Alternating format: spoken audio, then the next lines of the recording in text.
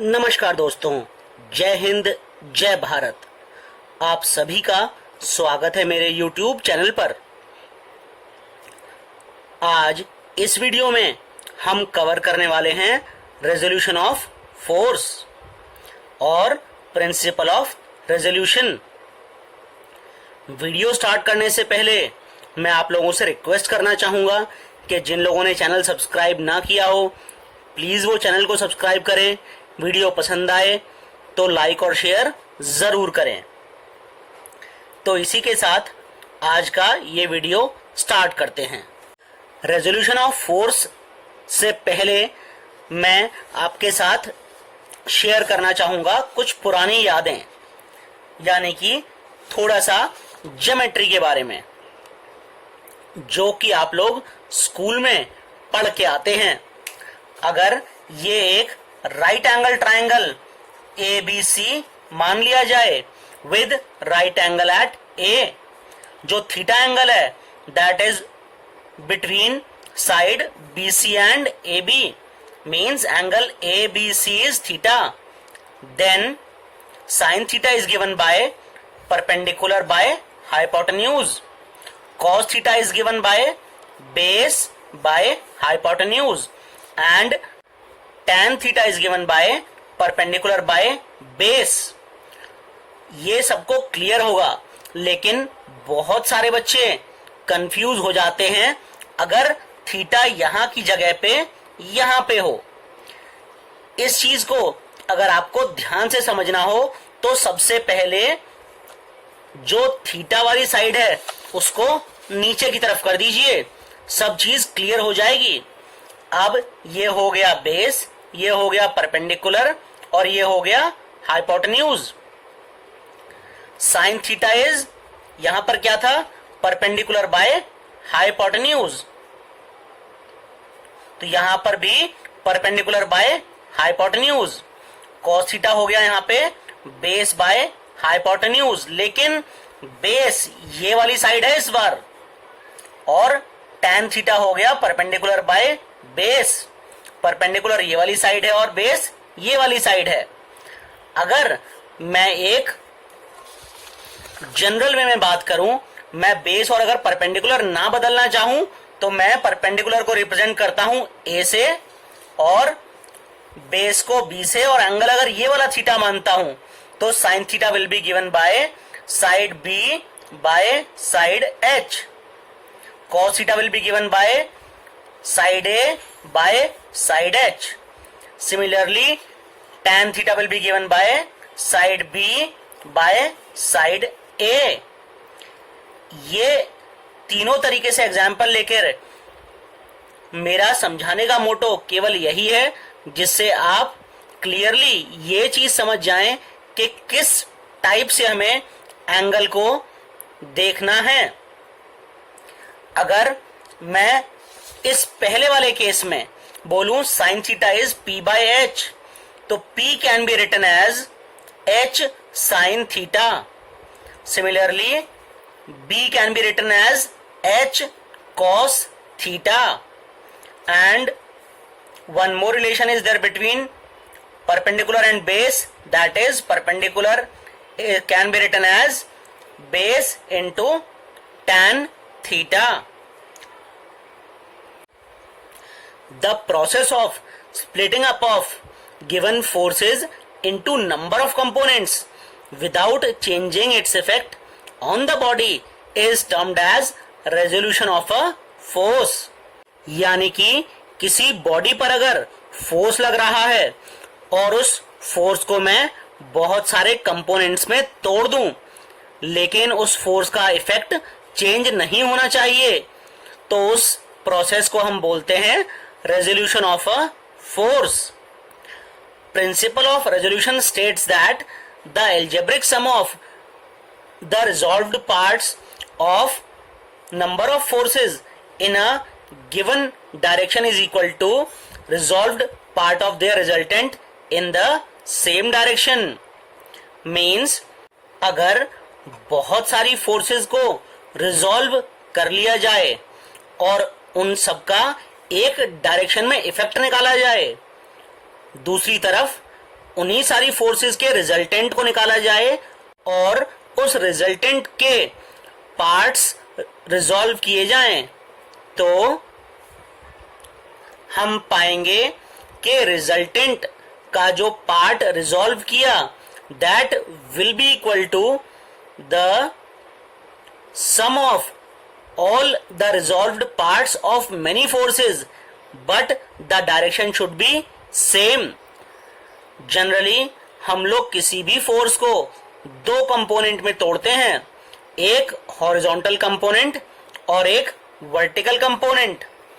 Horizontal component means इस type से और वर्टिकल कंपोनेंट मींस इस टाइप से. आइए देखते हैं रिजोल्यूशन ऑफ फोर्स का पहला example. A machine component 1.5 metre long and weight 1000 newton is supported by two ropes AB and CD.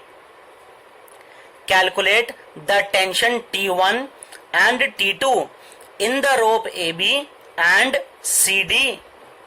यहां पर एक रोप है AB और एक रोप है CD. उन पर एक मशीन का कंपोनेंट लटका हुआ है. उस मशीन के कंपोनेंट की लंबाई है 1.5 मीटर और उसका वेट है 1000 न्यूटन. और ये रोप्स एंगल बनाती हैं हॉरिजॉन्टल के साथ. जो पहला एंगल है दैट इज 60 डिग्री, मतलब रोप ए बी एंगल 60 डिग्री बनाती है और रोप सी डी 45 डिग्री बनाती है. इसके लिए कैसे आगे बढ़ेंगे?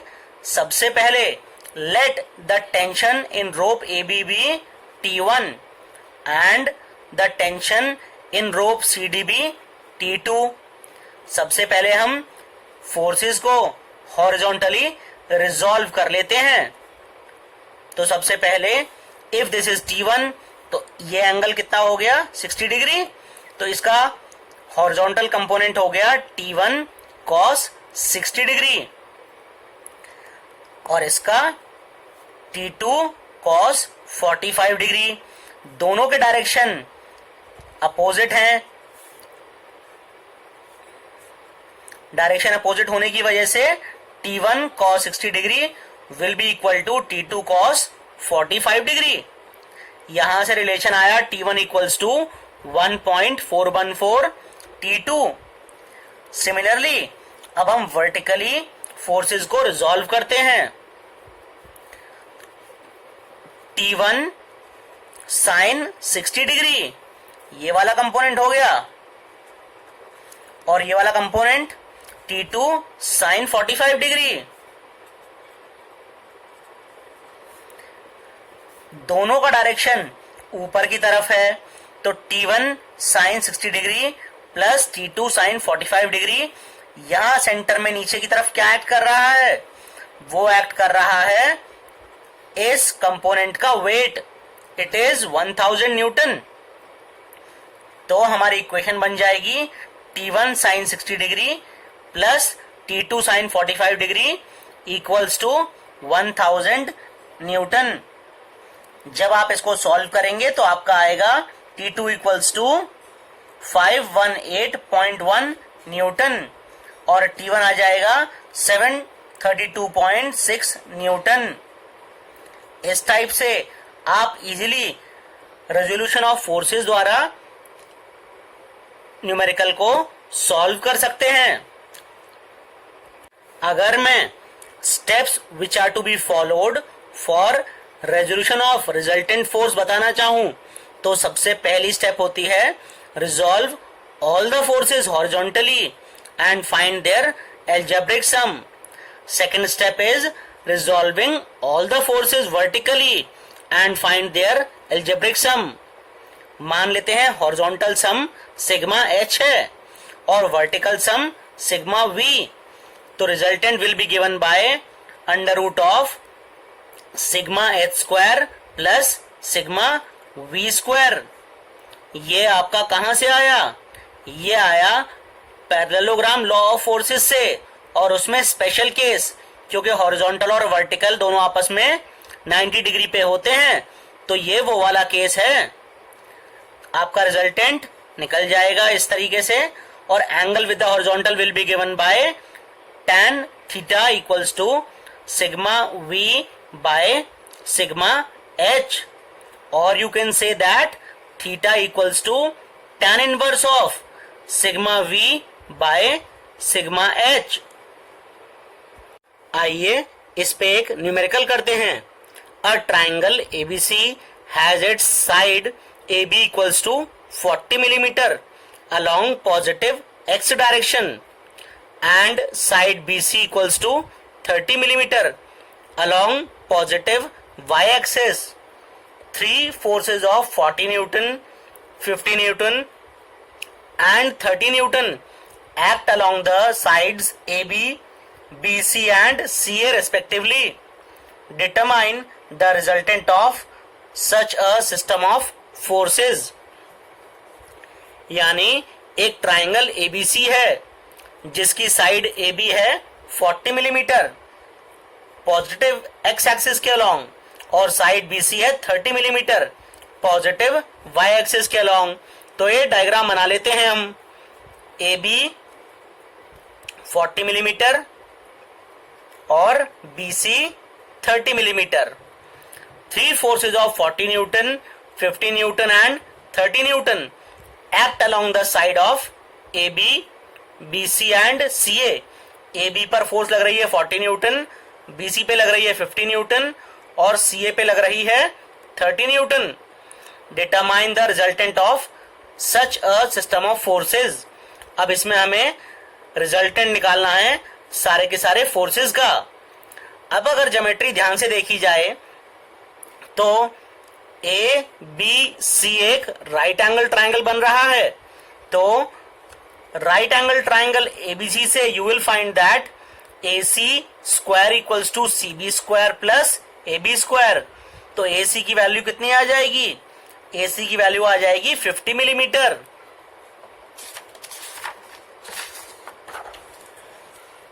अब साइन थीटा निकाल लेते हैं। Sign theta is perpendicular by hypotenuse. इस केस में परपेंडिकुलर क्या है? 30, हाइपोटेन्यूज 50 निकल के आया है। तो sign theta is 0.6 cos theta. Cos theta is base by hypotenuse यानी 40/50। ये आ गया 0.8।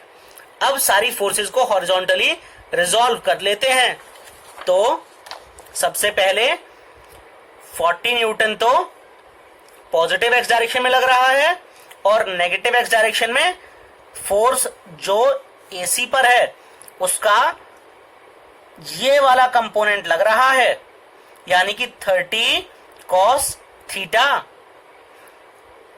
अगर समेशन ऑफ एच यानी हॉरिजॉन्टल फोर्सेस में निकालूं तो आएगा 40 माइनस 30 कॉस थीटा और 40 माइनस 30 कॉस थीटा की जगह वैल्यू पुट की 0.8, it is 16 Newton.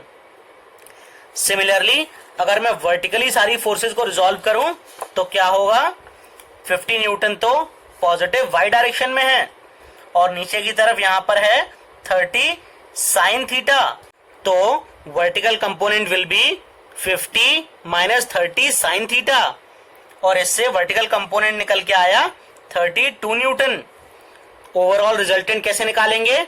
Under root of horizontal component square plus vertical component square equals to आया हमारा 35.8 Newton.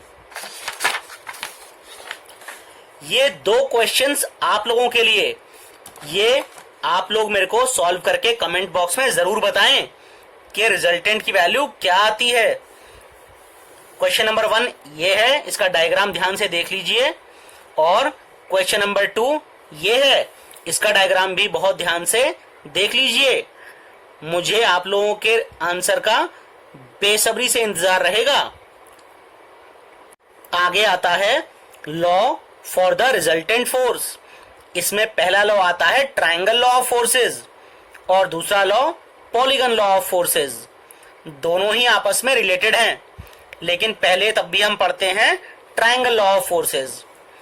Triangle law of forces states that if two forces act simultaneously on a particle and if those forces are represented in magnitude and direction by the two sides of triangle taken in order, then their resultant may be represented in magnitude and direction by the third side of triangle taken in opposite order. इसका मतलब है अगर मैं किसी particle पे पहली force ऐसे मान लूं एक्ट कर रही है, दूसरी फोर्स इस टाइप से मान लूं एक्ट कर रही है, रिजल्टेंट इन दोनों फोर्स का क्लोजिंग साइड ऑफ ट्राइंगल से दिया जाएगा, लेकिन जो डायरेक्शन होगा that will be opposite to the direction of the two forces. इसी चीज को इस डायग्राम से और अच्छे से क्लियरली समझते हैं.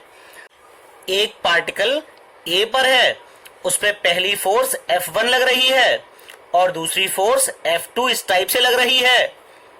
Net resultant of forces will be given by AC and the direction of the resultant will be opposite to the direction of the two forces, यानी इस टाइप से. आगे देखते हैं polygon law of forces. It is extension of triangle law of forces. It states that if a number of forces acting simultaneously on a particle be represented in magnitude and direction by the sides of a polygon taken in order, then resultant of all these forces may be represented in magnitude and direction by the closing side of the polygon taken in opposite order.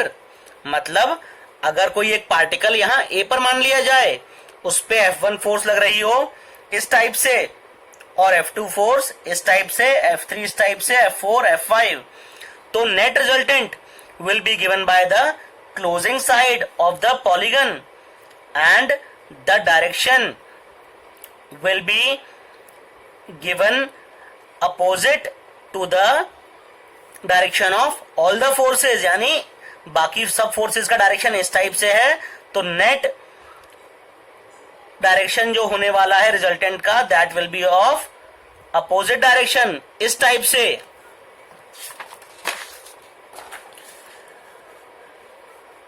अगला method आता है resultant force निकालने का, that is graphical method. इसको vector method भी कहा जाता है. इसमें पॉलीगन लॉ ऑफ फोर्सेस का इस्तेमाल होता है रिजल्टेंट फोर्स के मैग्नीट्यूड और डायरेक्शन निकालने के लिए.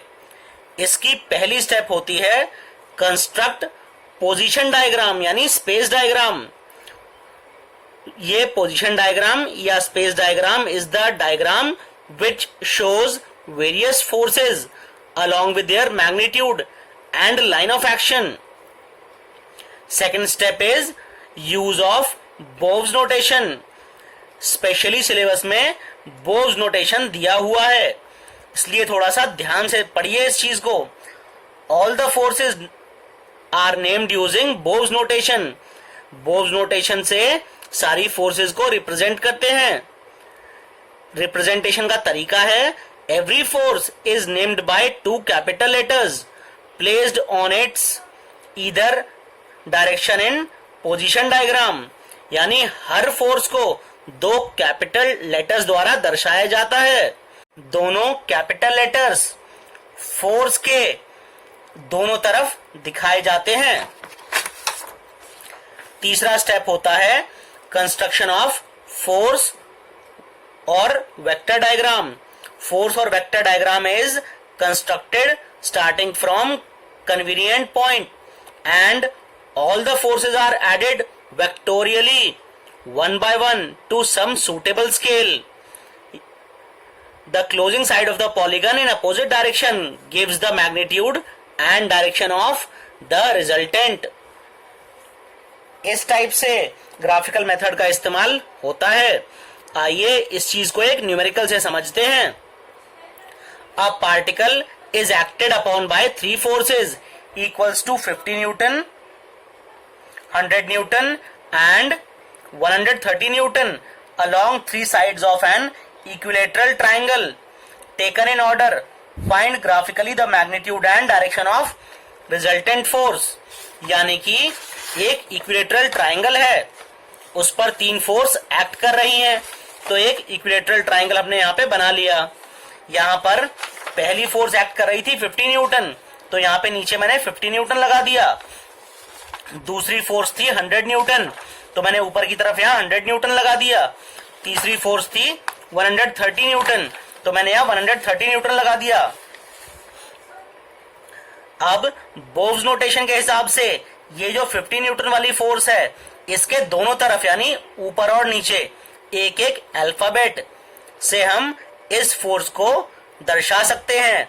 तो मैंने एक तरफ लिख दिया A, बीच में लिख दिया D, तो AD force is 50 Newton, similarly BD force is 100 Newton and CD force is 130 Newton. इस टाइप के डायग्राम को हम बोलते हैं space diagram. Next step is drying of vector diagram.